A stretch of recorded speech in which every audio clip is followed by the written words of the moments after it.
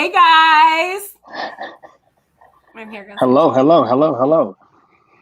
Hi. I'm on the show right now. Now Yes. I came out. I made it out. We made it. How are you guys doing? Yeah. We are doing awesome. Well, welcome to Too Legit to QT with Koya and Tish. That is Tish, and I'm Koya. And today we are super excited to talk to Darryll C. Scott of Evergreen Valley Productions. Thank you for coming on the show with us today, Darryll. Thank you so much. Thank you for having me. I mean, this is truly awesome. I mean, the setup and everything. This is, I'm excited.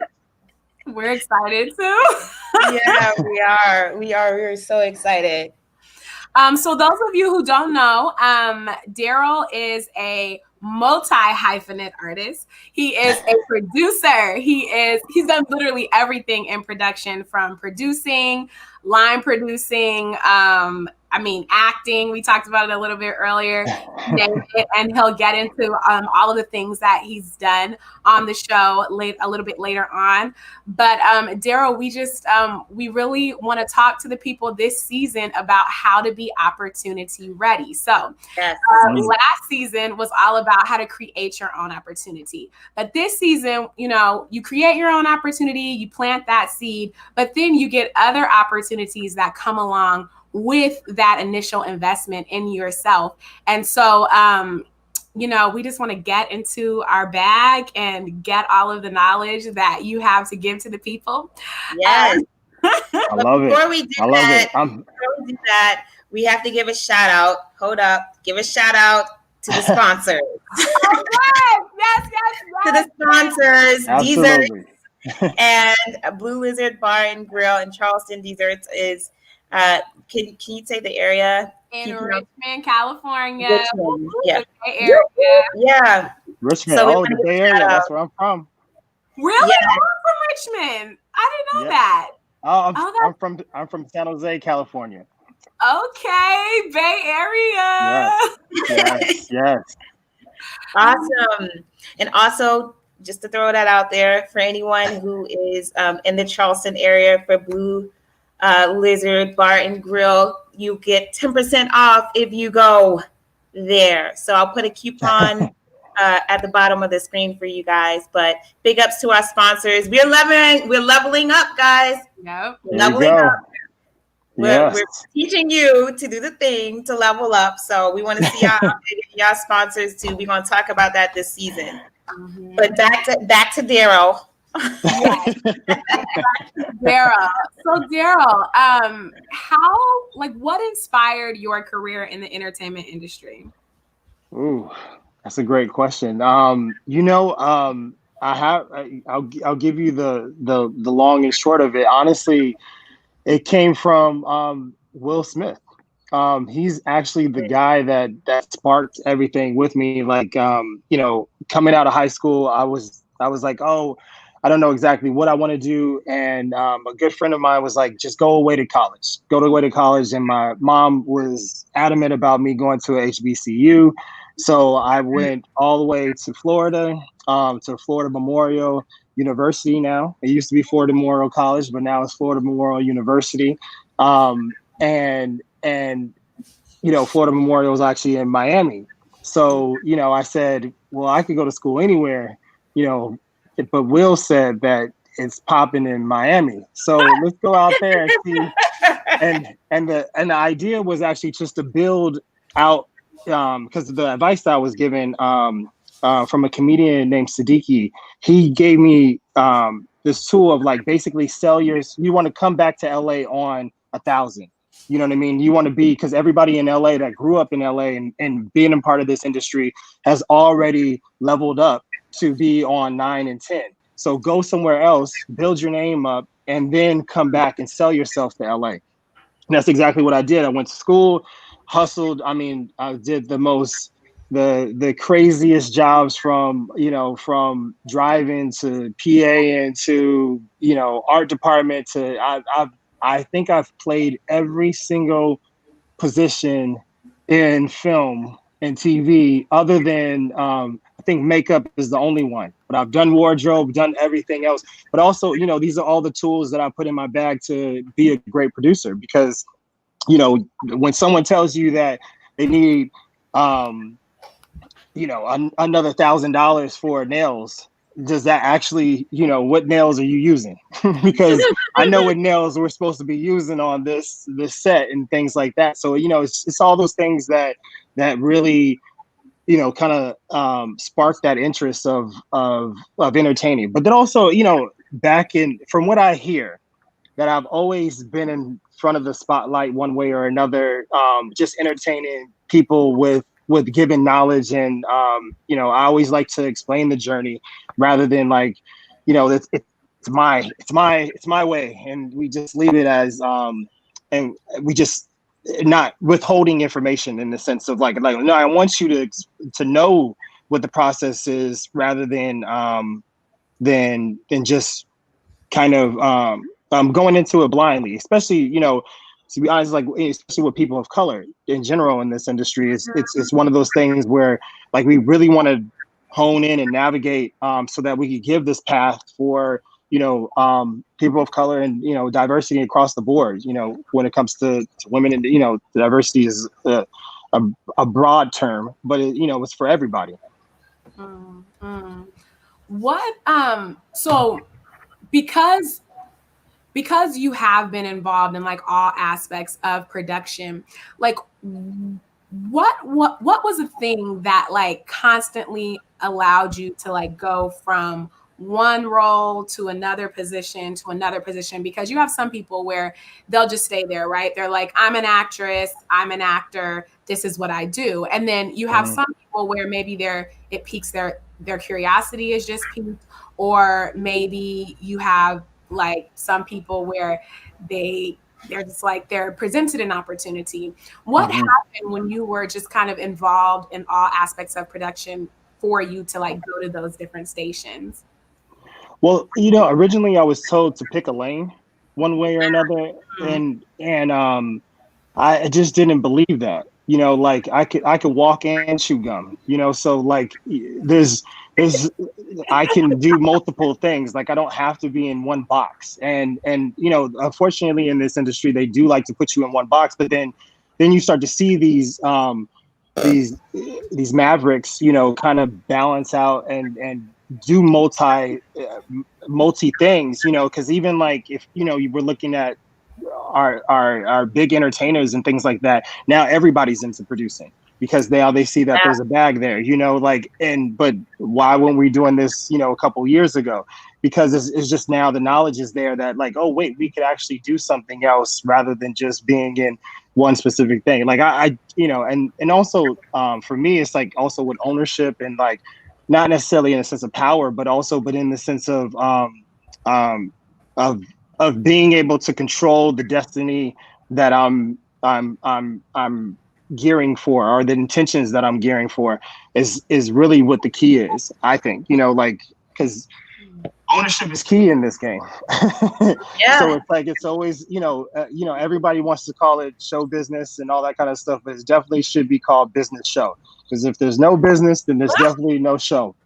That's the facts. That is the true facts. And don't let anybody else tell you that's not the truth. Because especially when it comes to the level of like where as you guys are saying, even with sponsors, you know what I mean? Like if there's no business, then there's if that's the case, then you should just make art in your house, for the people around you.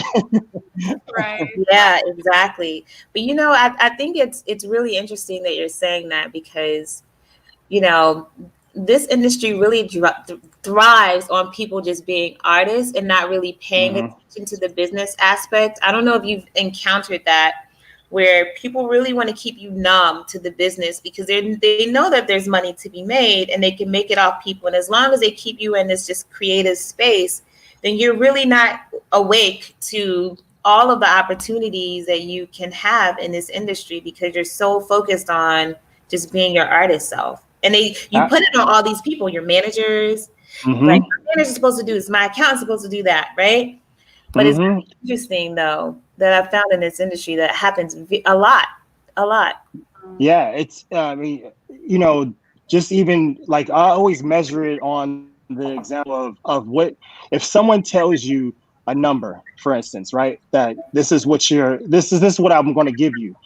Just like then you actually know what the worth is, because and knowing your worth is like the key element to this whole industry regardless of the situation. I mean, just going back to Will, I was fortunate enough to work with David Ayer and on Bright. And I remember there was a story that Will told around, in a round table, he was holding court, and he was basically saying how he bet on himself in the sense of Hitch. And he was like, the industry didn't think that I was going to be able to make these numbers. And, to make a long story long, he was like, $400 million later, we did all right. So he's like, always bet on yourself. And it was something that I always took with me, to the bank, really, and again, like even with my partners, Chris and David, David Ayer and Chris Long of Cedar Park, they have, sold into me so much, across the board, and like truly in the sense of believing my vision of where we're going and how the industry's going and how we're moving and everything like that. But then also, I mean, these guys are completely established, don't necessarily need me per se, but also like I think that we found a great balance between work and then also like, I'm also a student of the game. Every day I'm learning. So it's like it's always a new challenge every day that we step on, every meeting, everything. Wow. I think I answered your question. No, you totally did. You totally did, and it's so interesting. You start talking about Evergreen. So, and I think that's going to get me into our next question here. Oh, okay. How did you even come up with the idea of starting your own production company, Evergreen? Oh, again, like so the relationship kind of started with Bright. I was actually David Ayer's assistant on Bright. And, while I was on Bright, I was actually producing a film called A Violent Man with Thomas Jones and, oh wait, I think it's just blanked on his name. So, yeah, Thomas Jones. And I produced the movie while we were shooting Bright. So like, he was just like, man, this hustle in you is insane. So, I'm starting a company. I want you to be a part of it. So, we were building for the last like 3 years basically. And I'm always about ownership and things like that. And I was like, I wanted to always do a partnership or a 50-50 venture with a company or an entity that can elevate my ideas and projects and things like that I already had on the table. So they were like, you're in the lane of your own, and with your connections and things like that and your agenda, like we want to support that rather than take away from it. So how can we support this? And I was like, I think that we should do a 50-50 venture and, really balance out Cedar Park, not only Cedar Park, but also with Evergreen, that, it gives a little different flavor from what your typical David Ayer, Chris Long projects. But at the same time, we still stand by the same moral compass of like keeping it real, hiring people of color in front of the camera, behind the camera, having the authenticity that Cedar Park is known for, and carrying it over into the slice of life films and TV series that I'm doing. Wow. You brought up a really, because that's one of my questions. So you brought up earlier that you were David Ayer's assistant, and you naturally created that relationship. The entertainment industry, we all know, is all about connections. Like, if you don't know anybody, I'm sorry.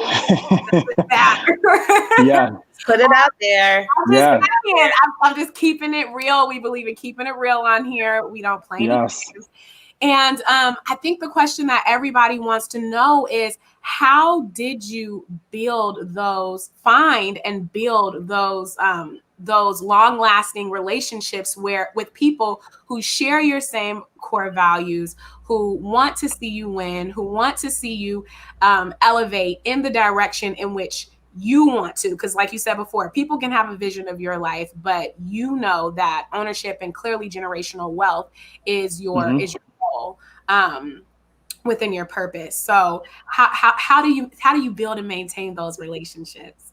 You know, I mean, to be honest, it's really about the truth, and like being honest about being honest and being relentless on what your goals are. You know, like I never shied away. Like for instance, even sending my resume in, I didn't send an assistant resume. I sent my producing resume.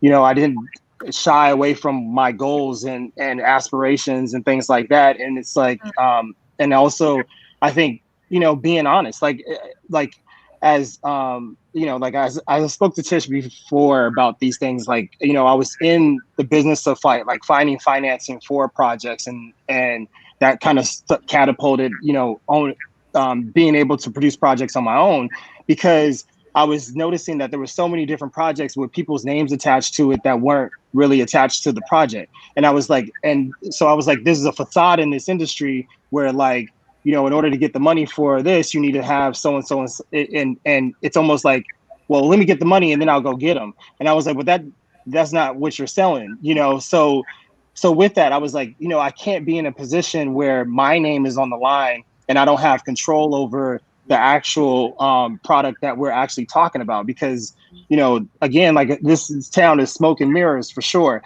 And you know, just to your point earlier of capitalizing on artistry rather than capitalize on the business side of it, it's like, you know, because as an artist, you could sell your art.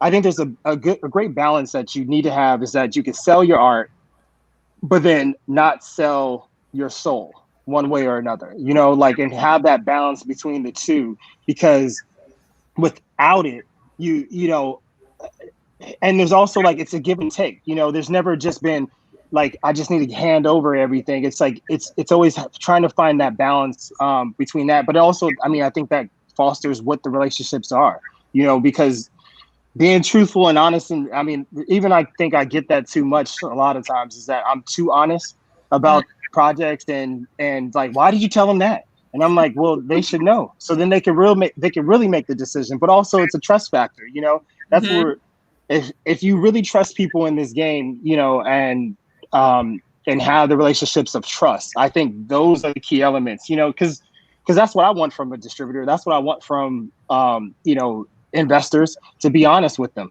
Hey, look, you're only going to make $1 million on this project, and that's it. You know, like, you're only going to make $500,000 on this project. But if you're willing to go back with me, then let's build so that the next project is going to be even bigger than this one, you know. But the honesty, I think, and the truthfulness, you know, is also one of those core values of, you know, I like to keep that, you know, across the board, you know, even with family life and everything else that comes along with it. Awesome. So I know you're feeling our setup here, Darryll. I'm loving this. We got the ticker going with the I was like, I'm like, going, so I'm trying to navigate. People giving you comments, so you might. I love it. I love it. Yes. I didn't catch the name, but yes, definitely sell your art. I mean, not selling your soul with your art. That's a key element, man. Like, because they'll ask for it. You know, like the business side of it doesn't have a conscience. You know what I mean? Like, and like we think that this is, you know, and also business doesn't necessarily mean that it needs to be fair. You know what I mean? It's all. This is why you hire. This is why we have lawyers. This is why we have, you know, business affairs. This is the reason why, you know, everybody's looking for the best deal for themselves. So knowing that going into it is a key element, you know, because then you're like, you know, if we're splitting dollars, then, you know, hey, let me get half, or let me get 75%, because at the end of the day, I know what 75% of the work that I'm actually going to be doing. But then also you can value it and not devalue yourself, because it's business, not necessarily a personal thing. And that's, I mean, that was a big learn for me too, because I was taking little things personal, and it's not a personal thing. It's literally just the business of it. Right. We It's talk really, about that though. yeah. Right, It- Betsy? yeah, we do. And it's really just, it's interesting too, because, going back to the creative thing is people, they really thrive on the artist spirit in this Mm-hmm. industry, really thrive on, you know, things that are very personal to artists. And, I'm working on a couple of projects with young artists. I'm like, oh, they're so wide-eyed. They're so Yeah. wide-eyed. The industry hasn't, they haven't hit them yet. They haven't like taken their soul and their one project that they've been working on for 10 years and just saying, I'm gonna give you $5 for it. Be happy that it's being made, right? Yeah. Not in there And yet, yeah, no, it's the truth, because it's like, and not to get too into like beliefs and things like that, but it's like also like, church is still a business. You know what I'm saying? Even if you're at the core of it, is still a business. You know what I mean? Not necessarily Right. the people that meet outside of it and things like that, but like, Mm-hmm. it's still a business. School is still a business. You have to have people in here in order to enroll and things like that. So, looking at it as that aspect of it, that that we're in business, not necessarily it's not anything else. You know what I mean? And and it's okay to sell art. That's what it is. You just want to sell art, but you don't want to sell your soul. Like, sell the art of it. And there's a compromise. There's a compromise when it comes to business, but don't compromise when it comes to your art. And go with your gut. I move off my instincts more than anything else. And that's also my instincts, is I think has kept me alive, in this, as a Black man in America, also for all Right. these years, Mm-hmm. because of my instincts. So why would I fall back on anything right now? It's just all about trusting your instincts. Right, right. And No, we talk about that a lot on the show, like just looking at your art as a business and not being afraid of contracts, not being afraid of lawyers, not being afraid Mm-hmm. to just handle the logistics, because a lot of times certain artists, they're just like, oh, we're just free spirited and we're gonna do this, and they don't even look at, like, even filming, and we even talk about it even on a grassroots yeah, level. If you are filming a YouTube show or a short in your house, I don't care if it is a student film, everybody better have a contract. Absolutely. yeah, Part or whatever. And another thing is, it doesn't just, guys, like we say, it doesn't just protect other people, it protects you as well. Because even me and Tish, we have a business together. We were, okay, I need you to sign this contract, I need you to sign this contract, yeah. we're forming this, we're forming that. And to us, it was just second nature. Even though we're best friends, it wasn't even a big deal, because we understand that even it could even not even be a personal thing. What if somebody wants to It's see my not. assets? I don't want her to be affected. I need it to be Of protected course. for the company. So Yeah. taking the emotionality out of it and looking at it as business, it's not as cold, because I think sometimes when you say that to an artist, it can just seem very cold.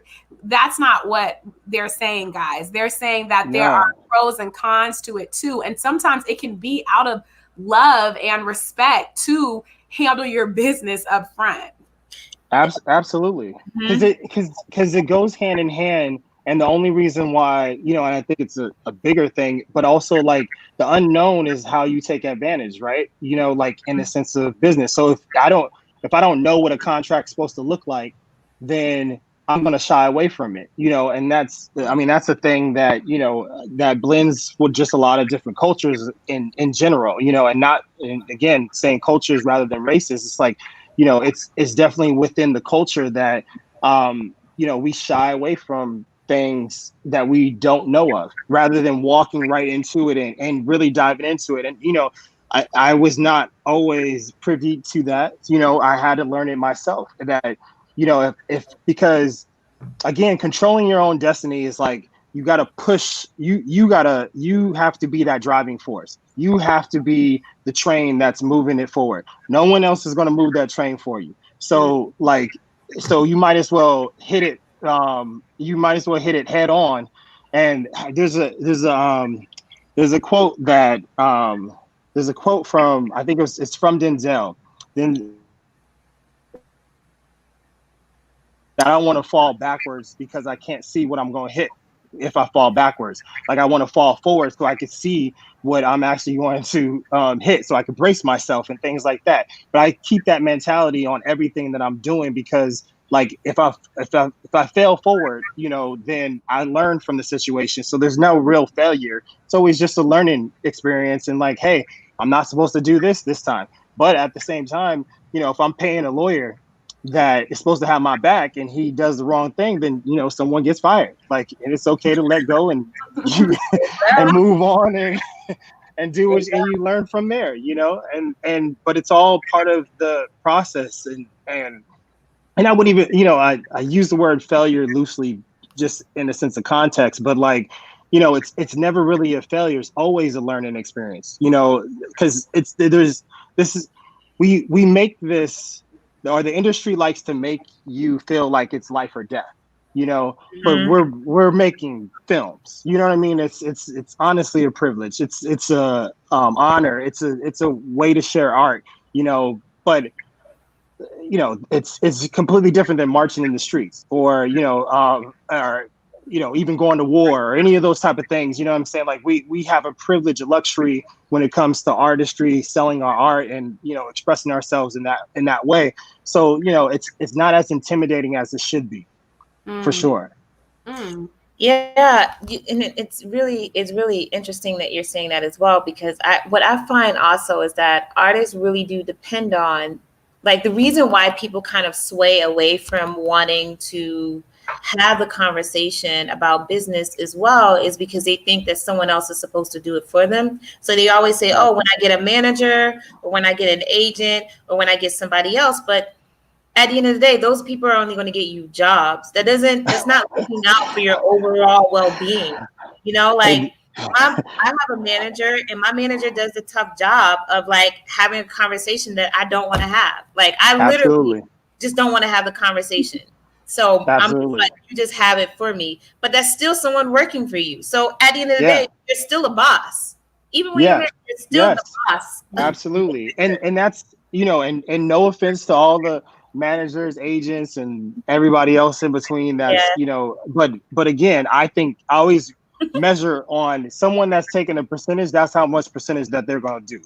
So like if they're taking 10%, then they only going to do 10% of the work. So you got to do the 90% of the work and then get them to that point. So, you know, I wouldn't, you know, like, again, like you get to the point where you build the relationship and everything like that, and then you have them come in and do the tough job, you know, when it comes to the negotiations and all that kind of stuff. But if I, you know, and you know, I love my management and everybody else, you know what I'm saying? But if I waited for managers, agents, lawyers, and everybody else in between, then I would be waiting at the unemployment line.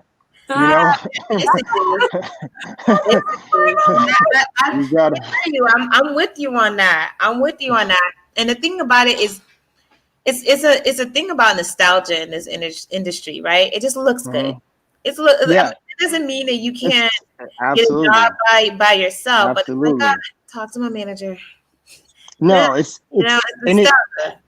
And also, like, you know, and again, you know, not knocking any manager, agents, and all that type of stuff, but it's like, you know, we give a lot of power away, you know, and that's the thing. As an artist, you give a lot of power away, and the more that we realize that we are the artists that actually control this thing one way or another, you know, there's been plenty of projects that, you know, if I talk to my team, I mean, even that disagreements that we've had, even with Cedar Park and Evergreen, like sometimes I'll see something in the project that no one else sees.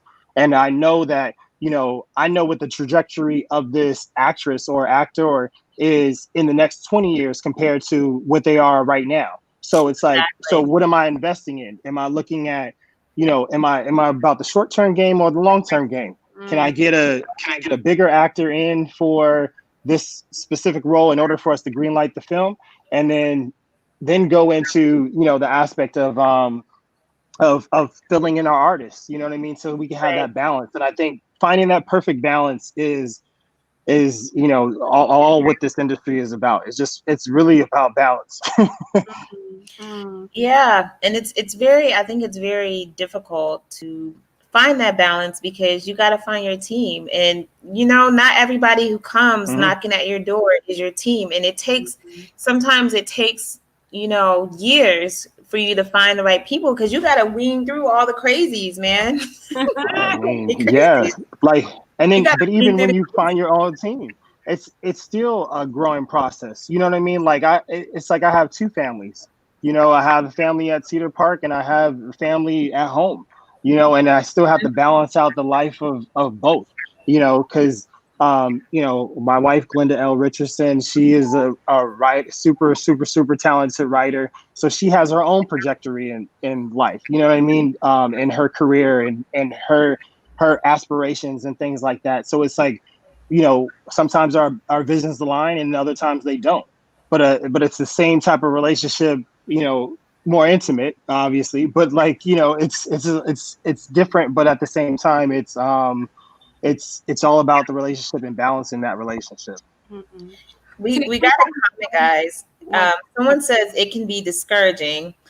I definitely agree. You know, I But mean, There is also a question before that said, "What types of projects inspire you?" yeah. Before that one. oh, so, you know, honestly, all, you know, no specific ones. Shout out to Linda L. Richardson for asking your question. She's I was silly. gonna say,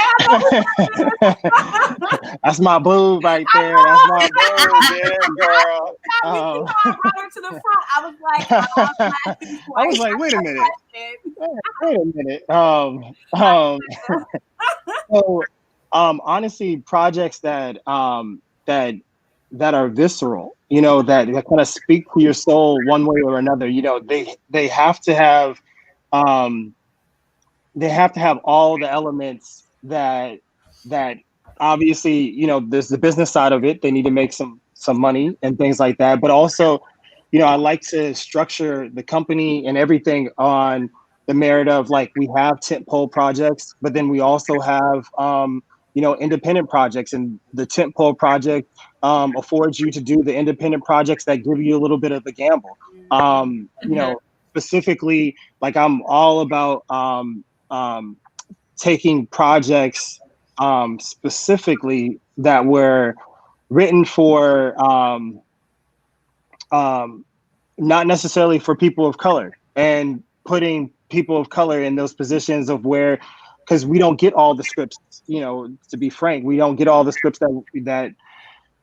that been circled around. So it's like, you know, and the industry is starting to change a little bit now, but at the same time, you know, we're still far away from where, you know, when there's no description on what this person looks like and things like that in the script. So really just, you know, going back to the question, which he's probably going to ping me later, be like, you didn't answer my question. Projects that really speak to my soul, you know, one Yeah. way or another, that make me laugh from the soul, make me cringe, you know, when it comes to a horror, or when but you know, I don't like to put myself in a box of like genres or any of those type of things. Like, I really like to rock with everything.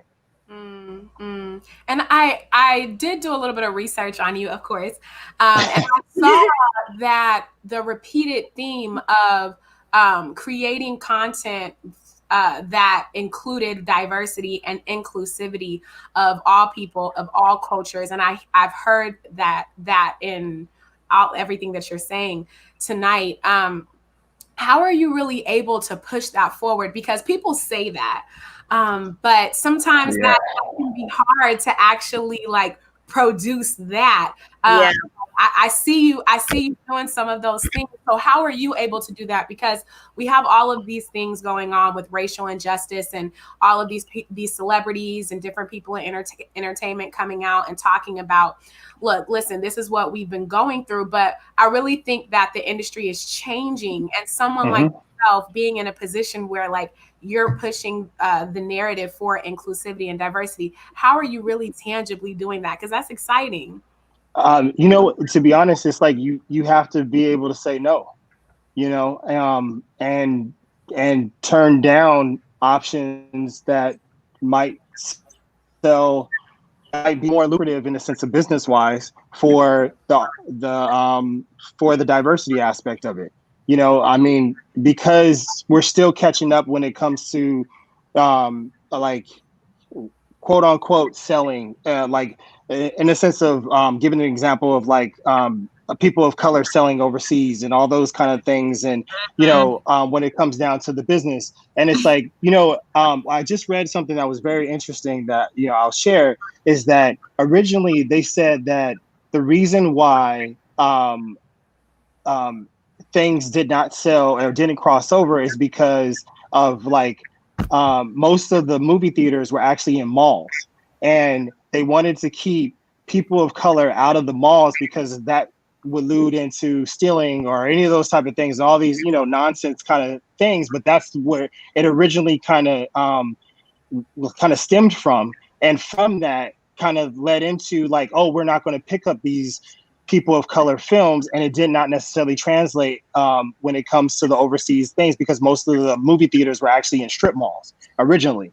So like with that, knowing that knowledge of like, oh wait, it's not necessarily a thing where people are trying to keep I don't want to think that people are trying to keep us out or keep diversity from not happening. I think that people are trying to embrace it, and people are trying to move forward with it, but they also, it's a lack of knowledge, because a lot of times I'll introduce an artist to someone that honestly they've been working in this industry for I don't know how many years, and they're like, wait, I've never heard of that person before. Because also, I don't think it's a personal thing, but also like myself, I watch things with people of color.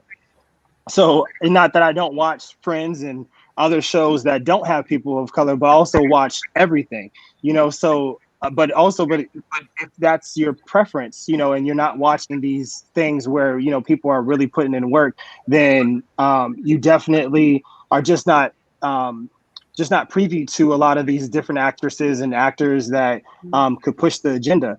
But also, like, I think also you have to make a conscious decision to like mine for these artists, and really, really, really get, when it comes to DPs and when it comes to behind the camera, becomes to writers in the writer's room and all those kind of things.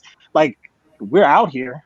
It's just about finding them and literally putting them in a place where they could win, and putting them in positions where they could push this thing forward.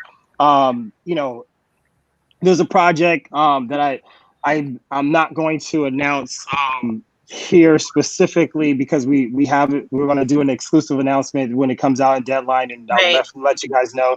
But there's some artists that are there, and I'm like, these artists have been putting in work for years, just giving an example, like Regina King, like now she's winning awards and things like that, but she's been putting in work since 227, so it's just about getting on those platforms in order for people to see you. And that's my whole goal, is to put these people on these platforms and making sure that, if you don't know about it. And then also I think there's a balance between like having unknown artists, quote unquote, and then also pairing them with artists that are possibly known. So then they have the opportunity not only for these other artists to get to know these artists, and then kind of balancing that world out. I think it just, again, like going back to balance, is finding the balance between the give and take, and really zoning in on that.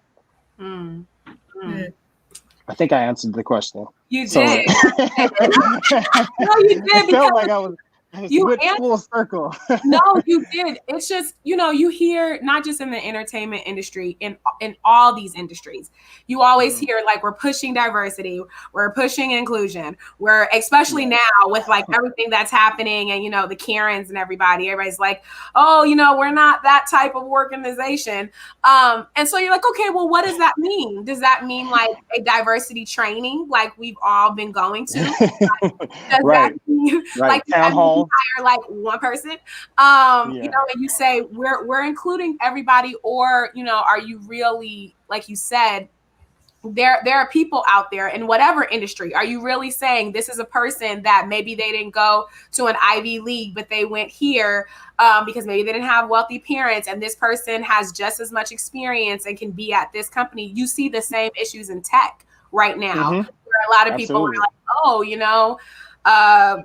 these people don't have, because tech is a predominantly white dominated field. And what a lot of people don't understand is most of our money right now is in tech. Like, people making like out of college base $300,000, $200,000 a year. So, you have people being like, oh, well, we don't know if they can do the job. Yeah, there are Black people or people of color, Latin, whatever, people who come from different lower socioeconomic brackets who can do this job. But it's just art, like you said, are you giving them a fighting chance? And with you and Tish being producers, like you said, pushing the DPs of color or from whatever marginalized group to the front or underrepresented group to the front is so important. So you answered the question. I just want to because people that and also just to add on to that, I gotta give a shout out to Cedar Park for pushing that, because again,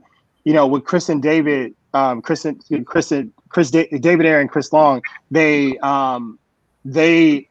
saw firsthand how the industry kind of treated me coming in, even with their names behind me, and they were just kind of appalled. Like, I see that, that Gabrielle's movie just made X amount of dollars and blah, blah, blah. I see it as a very lucrative investment. You know what I mean? Like, just in the sense of numbers wise. And I think also that's the thing that we tend to not pay attention to, is that, and again, Tish knows all about this when it comes to the numbers wise, is like domestically, how much are we spending to how much we're actually making? And when you go across the board, we're not losing on any platform, you know what I mean, one way or another. It's just about like, if we're not making the astronomical numbers when it comes to $100 million the first week or whatever it may be, but still, if I gave you, $1.5 million and you gave me a return of $10 million, then that's a win. Right. Even on the smaller level, that the investors are happy, everybody's happy. So it's also managing those expectations too. Like, everything is not going to be a huge blockbuster. Everything is not going to be these things, but also finding that lane of where we kind of all fit in. But it's really interesting because, I'm a person who comes from a really institutional background. And if I were to invest in a regular company and they give me $2 million, then that's a win, right? Oh, this company made a profit, right? Minus whatever the negative margins are. But in the industry, there's this 80-year-old model that they have, where they have negative costs. And, I just remember I had talked to an auditor who was an auditor for the studio once. It was so interesting. I might bring them on the show if they'll come on the show, but it was like an auditor.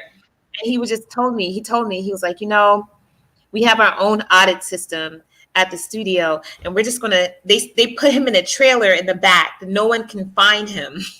It was so hilarious. It was so hilarious. And I'm saying this to say that $1.5 million are profitable when they make $10 million. What happens is that the studio takes all these negative costs and, it makes it unprofitable. So the way that they can make it profitable is say $100 million so they can give you $2 million. I mean, absolutely. That's what they do. They make $100 million just to give you $2 million and say you did something. Yep. And if you don't own your own company and you can get, bonuses and points with the studio and all those things, then you will find yourself always being in a negative, Absolutely. always being in a Absolutely. negative. So it's really interesting that you were talking about like how the studio and how the industry really defines what success is, because they create the formula.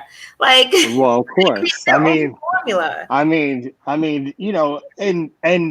And not being on the side of like the studio and things like that, but I mean, in the sense of business wise, yeah, it makes sense for them. You Yeah, know, for them. it's Yeah, how they absolutely. function as the business. So it's like, I'm all about finding a way to work in the system, not necessarily Yeah, reinventing the wheel, you know what I mean? But I right, think there's a balance between working in the system and then working outside of the system, right. because there's always a new way, you always put new rims on that wheel, and they might sparkle a little differently in a different way that they're presented, but at the same time, we can still function together. And Yeah, that's always been the mentality to kind of work within the system rather than away from the system. And everybody has their own way of doing it, yeah, one way or another. But I prefer to work within the system because I just feel like the struggle is just the struggle is real, trying to be outside of the system and almost creating a new system, and I think that if we find a way to take the old system and then move it and maneuver it for us, and the future to present a different way of selling films and things like that, and all these platforms have been great about it, and it's kind of the Wild West right now, which I'm excited about. There's so yeah. many different ways to cut that pie, and it's about finding the way that you do cut that pie and what it tastes like. Uh, Yeah. No, it's interesting. You need to come up with your own like YouTube, social media, Yeah, innovative, crazy, world changing platform, because that's the only way the industry, think about it. That's the only way the industry changed, is because of social absolutely, media. They had to adjust for absolutely. Netflix. They had to adjust for Amazon. mhm, That was the game changer. That was the mhm. It's game changer. it's So it's Well, it's I have always one. look at the oh Sorry, sorry. go ahead. No, go Oh no, ahead, I Darryl. was gonna say I always look at the music industry. I always feel like the music industry is a little bit further than the film industry when it comes to these things. And you look at the trends of the music industry and how that's kind of shifted. And now you look at all the different artists, basically owning their art, mm, and all that kind of things. It's like following those trends of what the industry did, and again, self promotion, ownership. If there's other right, ways to make money, if you can make money off of merch, you can make all these different right. avenues and facets of finding funding things, then you could really focus on your artistry without compromising, because then you're not looking for a paycheck, you're looking for, oh, I just want to drop this cool art. That right there. That right right there. You actually answered my question, because I was Oh, going to say, what advice would you give to filmmakers now that we are in the wild, wild west and so many things have changed? What advice would you give? But I think you literally just I hit the mean, nail. and also, not being not listening to anybody, taking everything as a grain of salt, Mm. because it worked out for so and so that way, it doesn't mean that it worked out for you this Oh my way. gosh. So Right we there. you gotta Yeah. definitely follow your own path and move in your own direction, and trust yourself.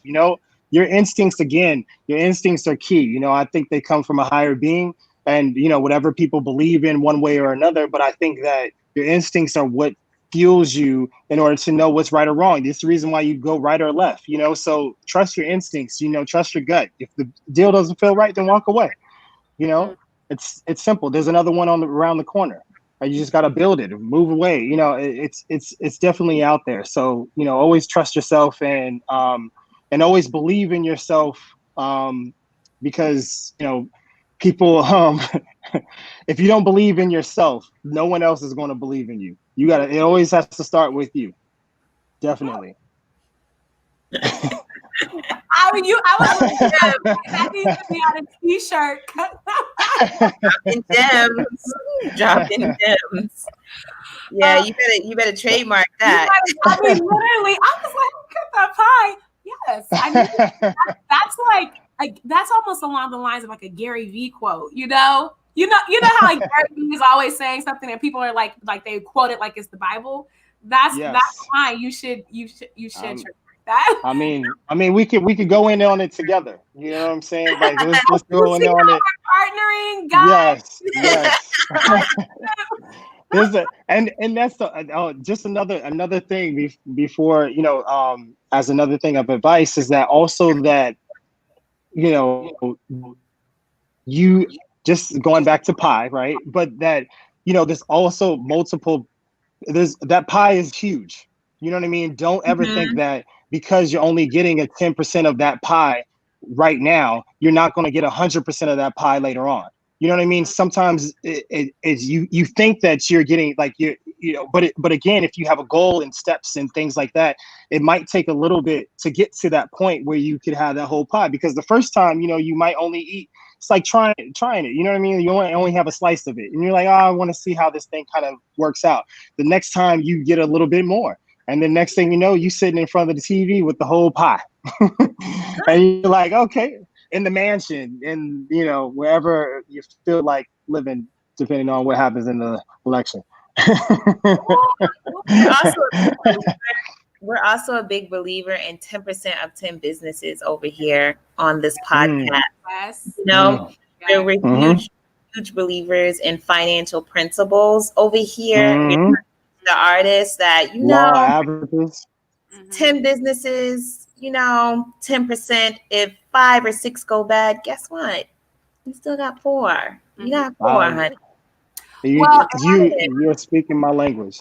And we believe in investing in businesses that do well in both a good and bad economy. Diversify, because some, like you said, depending upon this election, I'm sorry, but maybe you should have some investments and things that are in entertainment.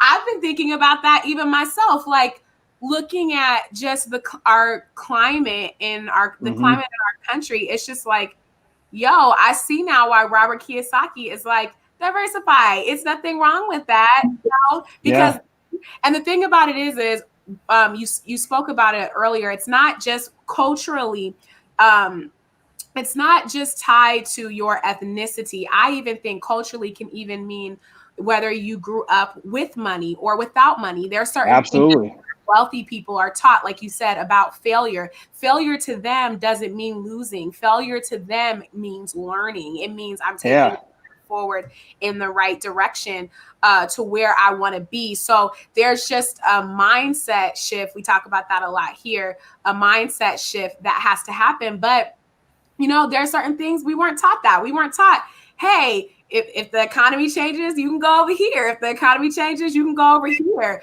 Have 10 businesses together. Like, invest with people, partnership, collaborate, don't compete. That's why everybody else goes to Yale and Dartmouth, because they're like, we want all you guys to come together and partner. And we don't learn that, but you can learn it. Yeah, I mean, I that's my business model, to 110% when it comes to film and TV and just like it seems like I'm crazy when I got 10 projects cooking at once, but at the same time, if I'm diversifying, I don't necessarily have to bank on one, and I could let something else do what it's going to do, but then again, 10% of 10 projects. We're doing okay. Right, exactly. All right. Exactly. That's really the name, and we talk about, but diversifying. I can't remember. We talked about this a little bit last season, but there was an actor I talked to, and I said, "Darn, she was from Living Single." Can't remember her name. I think it was Kim. Yeah, it was Kim. But I was like, "How are you still like thriving in the industry? How are you thriving?" And she was like, I got books. Like, I sold books. I mean, I'm doing all these things. And I'm like, oh, she was like, yeah, that's the only way you can make it in the industry is by having all these different things. I mean, she had a lot of things going on. And I was like, wow, she was at conferences and books but you have to, as an artist entrepreneur, okay, as an artist entrepreneur out here, you have to find ways that maybe if your plan A doesn't work out, you got to plan. Absolutely. And you spoke about that a little bit earlier, Darryll, just how like everybody wants to be a producer, but when we were backstage, just talking about how you were on set as an actor, and you just all of that dead time, you just couldn't sit still, that you wanted to be productive doing things.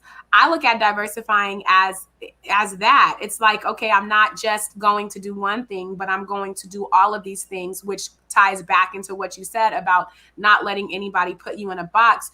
People, the industry, they want to tell you like, oh, well, you're a director, or you're an actor, or you're a writer, or even you do two things. You're an actor, you're a writer director, or you're an actor director. No, I'm whoever I want to be, which is what you've said. And that to me is diversifying. It's not, like you said, rocket science. It's not reinventing the wheel. That is diversifying, because you're saying that I have this industry, I'm going to be anything and everything that I want to be, and that I want to be, so that I can thrive and succeed, So it's a mindset Absolutely. shift. It's just a little shift. Absolutely. Like I like to look at like the business model of octopus. Like you can have that core thing that actually that pays the bills, right? And that's like the brain of the octopus. But you have these tentacles that you could take chances on.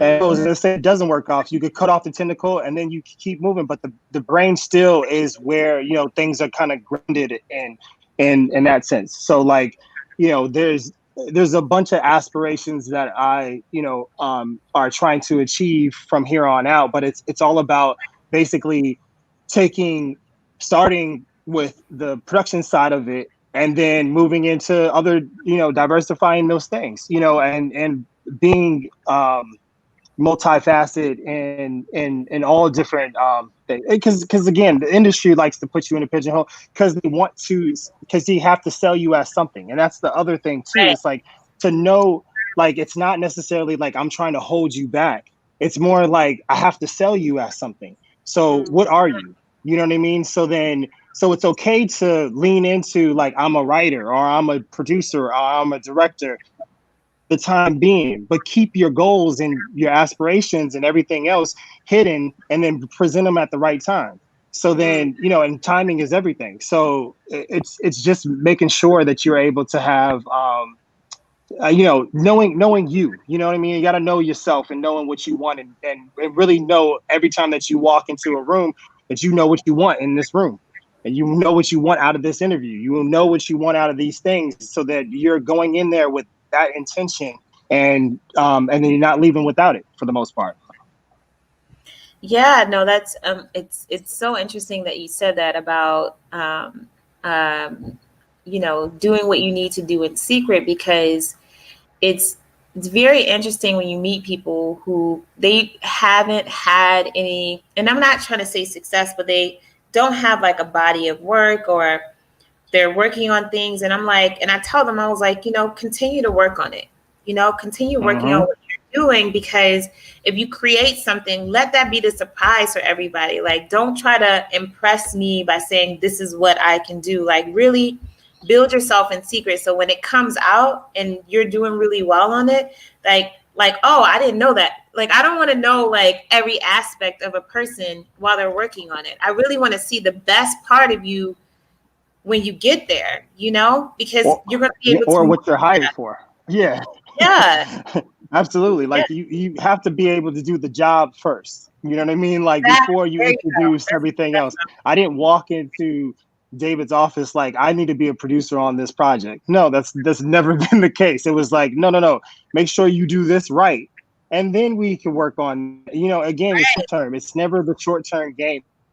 And if you're chasing a short term game, then you're in the wrong game. It's definitely not about the short term. No, 110%. I'm with you on that, man. I'm with you. You got to be in this game for the right reason too, because it's going to wear you down. Yeah, I mean, because your moral code is your key element. I mean, I was fortunate enough to come into the game a little bit later, in the sense of like after going to college and really kind of diving into this, so I knew who I was originally. So then, it definitely, I wasn't necessarily swayed one way or another to be like, I need to be this way in order to do this. Like, I was already a grown human being, to know what I wanted and what I wanted to do. So it was a lot easier, I think, for me. But again, like, knowing who you are and what's your moral compass and what you want out of life is the key element to move into this game, because that's what's going to be tried. That's always going to be the first thing that comes for you. But that's also, it's coming up in the neighborhood. That's the same thing that you get in that space. You know what I mean? Like, people are going to try you for X, Y, and Z, and then you got to be able to navigate that system, and again, just trusting that gut. I can't express that. I can't stress that more, is that, trusting your instincts and sticking to your guns. So I wanna ask this question, because we are talking about being opportunity ready out here. So, what are some core things, and maybe in your way, you can talk about what makes sense for you. What are some core things that you do think that people need to do out there, just to get ready? Like, just, maybe some very logistical, practical things that they can actually do to get ready for their next opportunity. And it doesn't have to pertain to like a writer or director, but just maybe some practical skills. Be a student of the game. That you're always learning from everyone. It doesn't matter who the person is. It could be the highest person on the call list, or it could be the PA on the call list, or the assistant, or whatever it may be. You're always learning, always observing information. When I first came out here, and first came to LA, like, I lived in the library. You know what I mean? Like, I didn't know anything about, because the things I'm always like, I always go to that.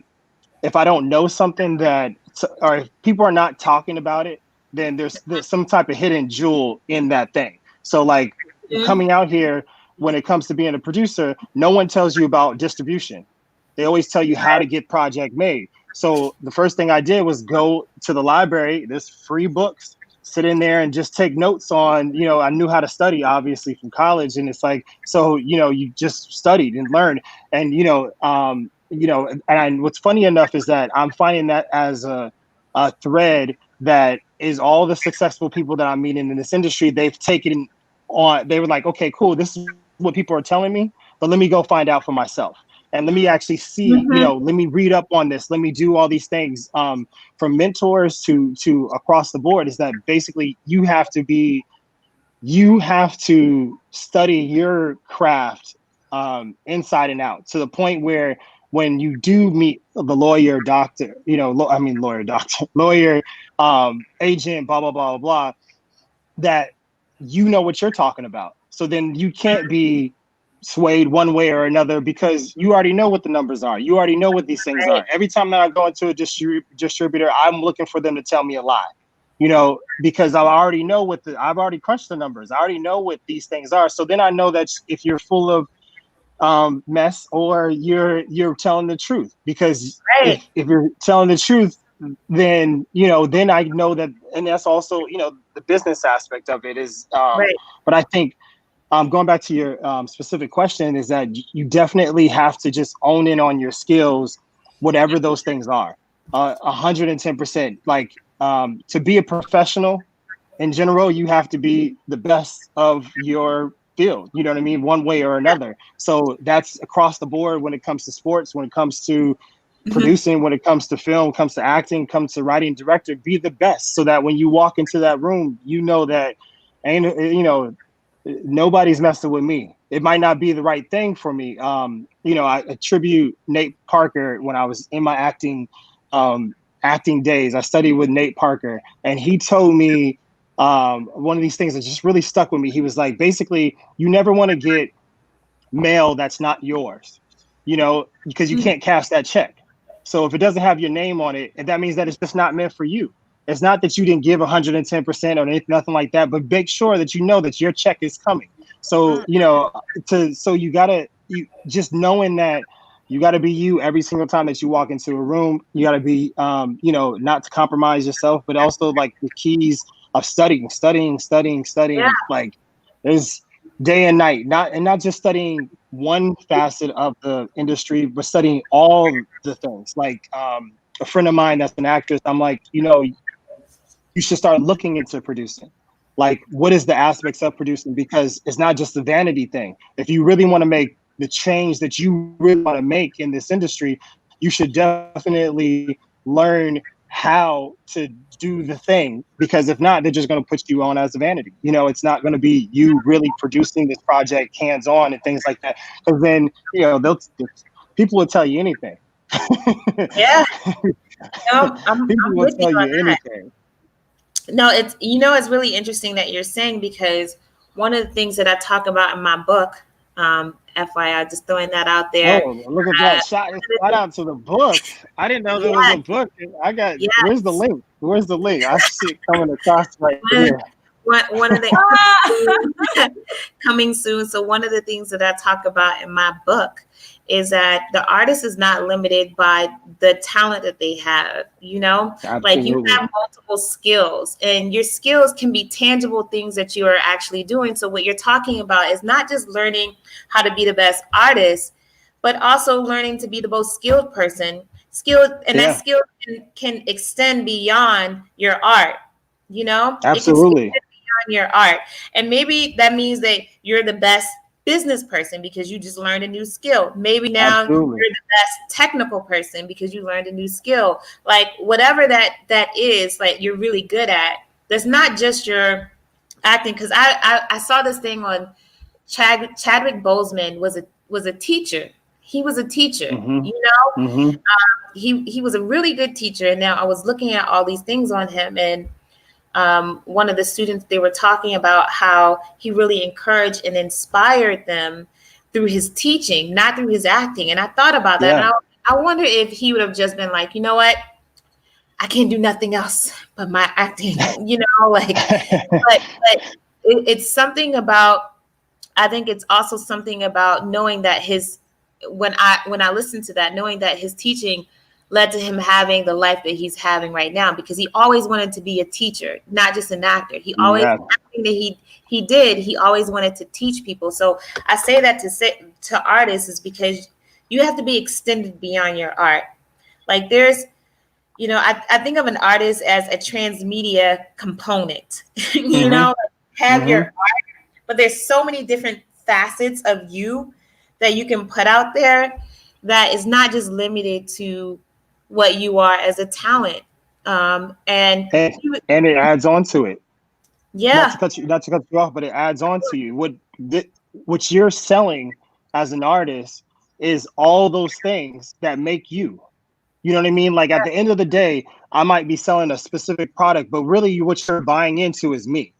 You know what I mean? Right. Like you're not buying into, like my product might stand for something, but really you're buying the brand. You know what I mean? When it boils down to it, this is why they try to put you in a box of what you're selling, because it's all brand management. It's never and again, like to what you were saying is also that I think that you should sow into yourself to be that good of person. Like we always forget about to actually just being a good human is also a thing where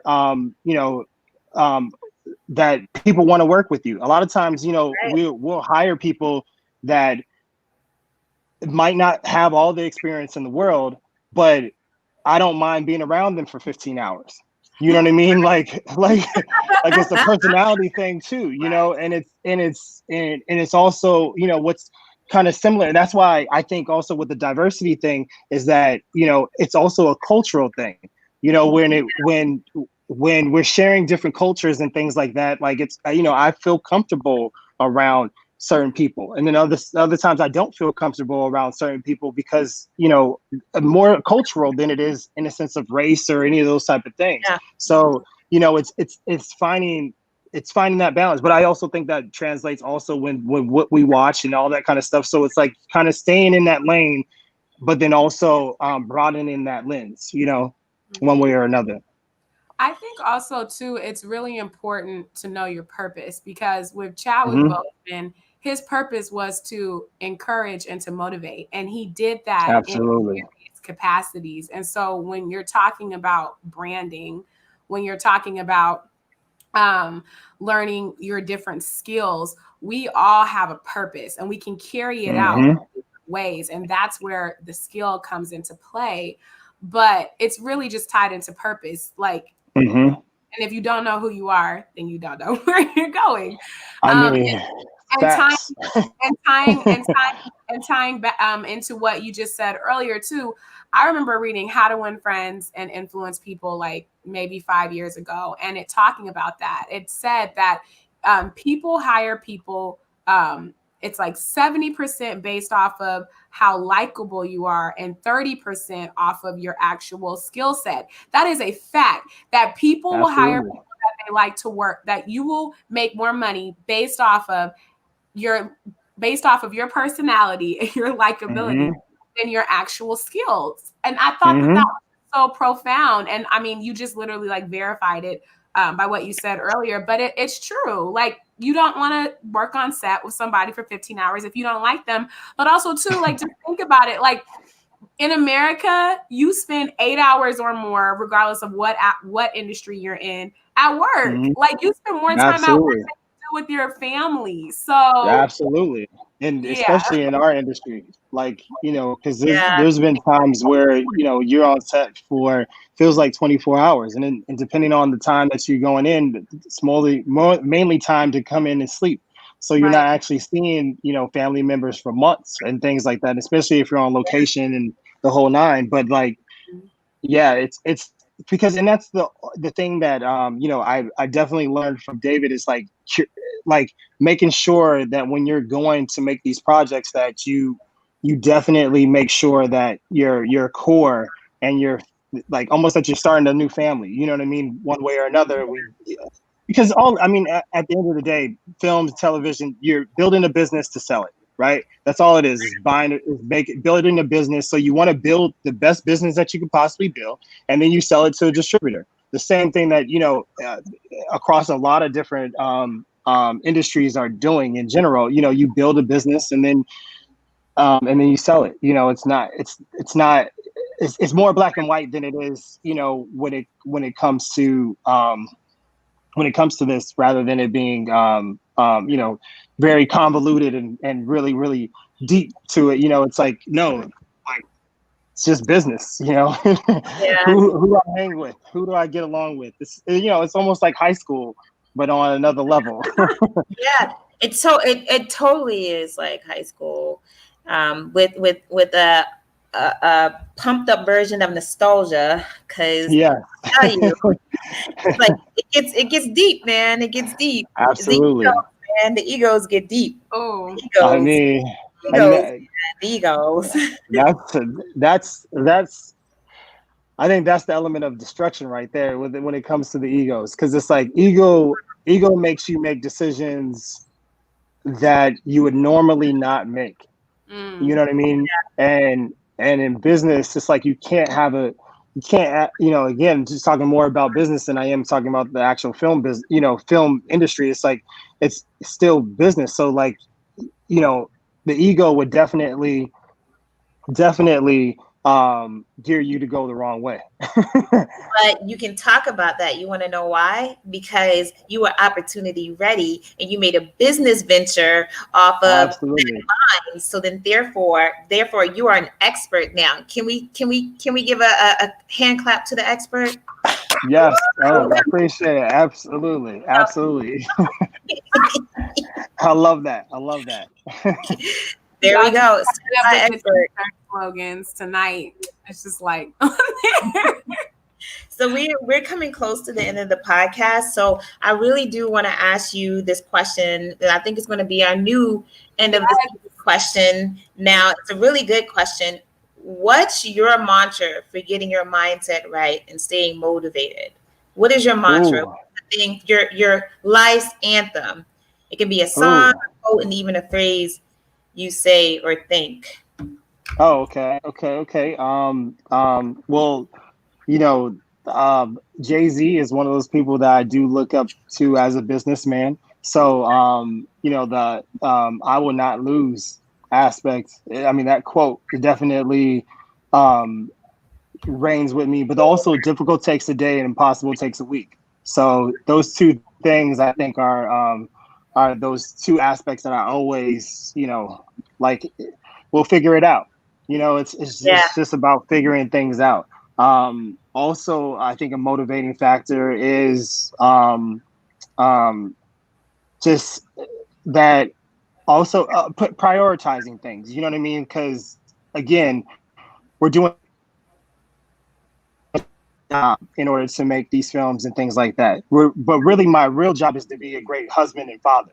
And then after Oh, that, then we can work into everything else. So it's really about being good at that job at home is more important than me being, on top of my game when it comes to everything else. And it almost is a driving motivator for that because, at the end of the day, it's family. You know what I mean? Especially when it comes to me, it's definitely more about family than and this is what I do this for. Really, we could any profession I think that anyone does, just like to have that balance between life and work is really the key element. Because then at the end of the day, what are you chasing? Like everyone's trying to get the bag. I get it, but then if you don't have the bag to spend it with somebody, then it's kind of not necessarily worthless because I think you still could benefit a little bit. But at the same time, I think that it's a lot of fun. It's a lot more. It's not more funner. Oh, she's gonna kill me for that one. It's gonna be. More fun. It's a lot more funner for to spend it with people. And again, family. Whatever family in general, and that family could be extended to friends and everybody else, and but definitely making sure that that thing at home and being a good person, I think is way more important than anything else when it comes to this industry. To be 100% with you guys, I think I would rather be a good person than honestly be and be a good businessman. At the end of the day. oh my gosh, that's really and the thing about it is that when we talk about overall in business, how many people in this industry, and I look at it and I observe all the time, they have like all this money, but they've been through like 12 marriages. They, Yeah. they're and I also look at people as an examples who have not been happy or they've taken their life and this is the reason why we kind of started our podcast too. And we started motivating people. It's because we saw artists where they were super talented or they were super successful, but it was something it just wasn't fulfilled. So we want to also try to motivate our artists out there to find what your core values are. The thing that really just drives you, whatever your core value is, that thing that means that's really important to you, and have that be your motivating, have that be your motivation to do what it is that you do in this industry. Because when it's gone or when it's done and an applause and the curtain closes, you still got to have something there for you. So you still got to deal with that person in the mirror. Got to deal with that person, man. You can't hide it. Can't hide it. So I'd rather sell myself as me rather than selling myself as something else that's not me. Because at the end of the day, I gotta live with myself, and then the people that live with me. So like, you got to make sure that you gotta make sure that you are you and going to continue to be you, because that's what makes a difference in this industry. Honestly, if you look at any of our people that are these mavericks that have paved the way for us, we talked about Chadwick, from everybody across the board, it's all about them selling themselves as themselves first to you before they sell, the art of it. The art is just a buy factor, or something that comes after the fact. You know what I mean? Is really, but it's all about you and what you're selling and you. No, that's true. And and we're going to talk a lot, guys, about branding this season. So I'm very excited because that goes into branding. It does. Yeah. You are your brand. You are your brand. So we're going to 110%. We're going to get into that this season. We have a lot of great people coming on this season, and we're so excited that you were able to stop by the podcast and our little setup. Absolutely. Thank you so much for having me. I mean, this has been absolutely great. Navigating my eyes. I think that COVID in itself was a gift because we're all forced to sit. I was like, oh man. They were talking about. That was y'all see they were like, hey, we got other guests coming in. No, like my my computer just clicked on this little video that we had on the side over here. But guys, I'm still working on my technical know-how and whatnot. I told you guys, I usually have people doing this for me, but Darryll, your time is up, buddy. Yeah, man. We have other guests coming on right now. I know. Actually, right now. I'm telling you, he's probably talking about the show right now or something. but no, I really appreciate you coming. I really appreciate you coming on today, and we're so grateful for the gems that you dropped because they're gonna really help a lot of our artists out here in these streets. So super, super grateful that you're able to come on. Thank you. It's been truly a blessing. Truly. This is a great platform. I mean, for artists. I want to tell everybody about it and hopefully send some people your way. Yay! Thank you. Please do. Okay, well, guys, you can join us next week, Thursday, 8 p.m., same time, same place. We're gonna be here dropping gems, trying to get you guys out there, creating your own opportunities, being the best artists and entrepreneurs that you can be out there. So thank you all for joining us tonight. Thank you. And Darryll, we're just going to put you back in your luxury room. In my luxury trailer. I know. I'm kicking back in the luxury trailer. Room. Thank you guys so much. Thank you. We'll see you next week. We'll see you next week, guys. Bye, guys.